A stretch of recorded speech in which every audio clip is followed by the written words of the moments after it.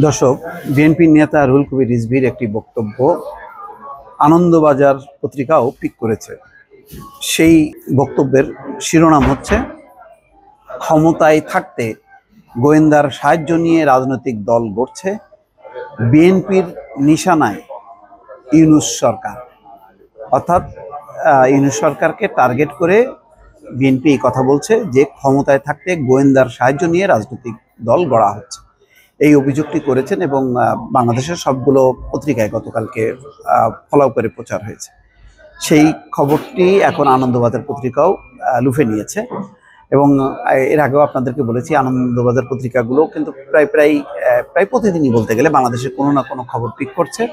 সেই খবরগুলোকে পিক করছে যে খবরগুলোতে ভারতের সাথে একটা দূরত্ব তৈরি হয়, সেইভাবে খোঁচা দিয়ে, যেমন মির্জা ফখরুল ইসলাম আলমগীর সীমান্ত হত্যা নিয়ে কথা বলেছেন, সেটাকে তারা বলছেন যে সম্পর্ক তাহলে আর এগোবে না বিএনপির সঙ্গে, তেমন একটা ধারণা দিয়ে কিন্তু তারা একটা রিপোর্ট করেছে। আজকে যে রিপোর্টটি করেছে সেখানে আভ্যন্তরীণভাবে বাংলাদেশে যাতে বিএনপির সাথে ইউনূস সরকারের একটা ঝামেলা তৈরি হয় তেমনভাবে তারা খবরটি সাজিয়েছে।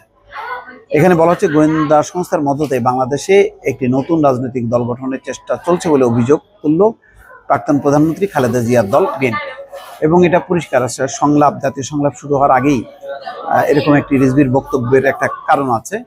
জাতীয় নাগরিক কমিটিকে ধরা হয় যে এটি হয়তো ইউনূস সরকার মদত দিচ্ছে এবং দ্রুত বেগে তারা তাদের কমিটির যেই সংখ্যাটা বাড়াচ্ছে। ইতিমধ্যে 130টি কমিটি তারা করেছে জেলা উপজেলা পর্যায়ে, এবং বিএনপি মনে করছে যে এই জাতীয় নাগরিক কমিটিকে পৃষ্ঠপোষকতা দিচ্ছে ইউনূস সরকার, এবং ইউনূস সরকারের সঙ্গে এই নাগরিক কমিটির একটি সংযোগ আছে। তো সেটাকে লক্ষ্য করেই হয়তো রুহুল কবির রিজভী কথা বলেছেন। এবং আনন্দবাজার পত্রিকার বলা হচ্ছে যে সেই সঙ্গে দলের যুগ্ম মহাসচিব রুহুল কবির রিজভীর আশঙ্কা, পরবর্তী নির্বাচনে ওই দলকে ক্ষমতায় আনার জন্য রাষ্ট্রীয় মদতে কারচুপি হতে পারে। খুব বড় ধরনের অভিযোগ, যেটা গত 15 বছরে আওয়ামী লীগ ক্ষমতায় থাকার জন্য প্রশাসন, পুলিশকে ব্যবহার করেছে। ঠিক একই রকম কিন্তু অগ্রিম একটি বক্তব্য রুহুল কবির রিজভী বললেন যে যেই দলকে সংগঠিত করা হচ্ছে গোয়েন্দা সংস্থার পৃষ্ঠপোষকতায়, তাদেরকে ক্ষমতায় আনার জন্য নির্বাচনে কারচুপি করা হবে। খুবই গুরুতর অভিযোগ, বুঝতেই পারছেন। রিজভী বৃহস্পতিবার একটি কর্মসূচিতে বলেন, কারা নির্বাচিত হবেন রাষ্ট্রীয় গোয়েন্দা সংস্থাগুলো যদি তা নির্ধারণ করে দেয়, তাহলে এই আত্মত্যাগের কি দাম থাকবে। সরাসরি কোনো নাম না করলেও রিজভীর নিশানায় মোহাম্মদ ইউনূসের নেতৃত্বাধীন অন্তর্বর্তী সরকার বলেই সেই দেশের গণমাধ্যমের একাংশ জানাচ্ছে। কারণ ওই কর্মসূচিতেই তিনি বলেছেন, বিএনপিকে ভাঙার জন্য এই সরকারের ভেতরে ক্ষীণ প্রচেষ্টা কাজ করছে কিনা তা নিয়ে জনগণের মধ্যে সন্দেহ দেখা দিয়েছে।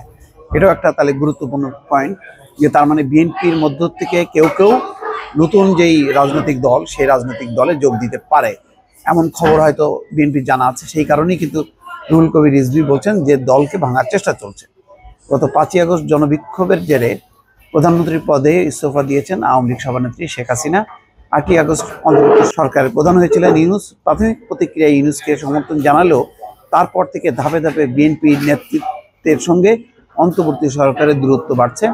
বিএনপি যখন বলছেন যে নির্বাচনের কথা বারবার, এবং বলছেন যে সংস্কারের মৌলিক কাজটি করবে নির্বাচিত জনপ্রতিনিধিদের সমন্বয়ে যে গঠিত পার্লামেন্ট, তারা তখনই কিন্তু একটা ইউনূস সরকারের সঙ্গে বা ইউনূস সরকার যে কথাটি বলছে তার সমর্থিত নাগরিক কমিটি সহ অন্যদের সাথে একটা দূরত্ব তৈরি হয়েছে।